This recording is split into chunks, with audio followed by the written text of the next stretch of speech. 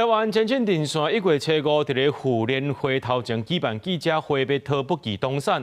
参与的成员随后才接到警方寄来通知书，讲因违反社违法。台湾前进电线今仔日搁再去到妇联会头前抗议。妇联会的朋友，美玲有包裹外走。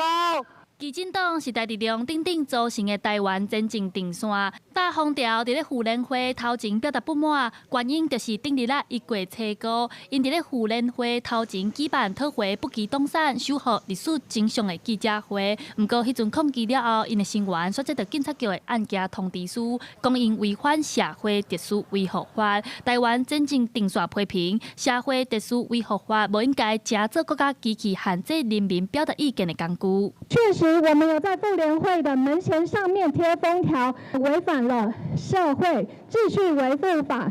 但是我们要再重一次提醒，那一栋美玲楼2021年已经收归国有，所以妇联会现在是非法占有这栋楼。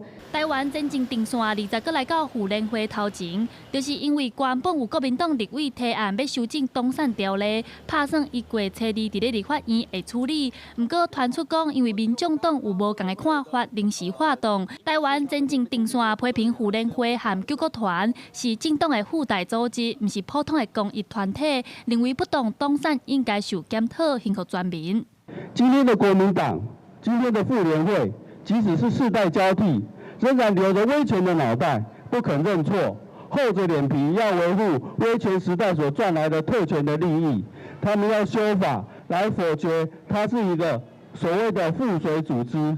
那妇联会是回应，因强调因不是国民党的附带组织，一切尊重司法。针对台湾前进电线抗议行为，也批评讲是政治的操作，需要高三思判断。记者陈亚轩、林旭凯台北报道。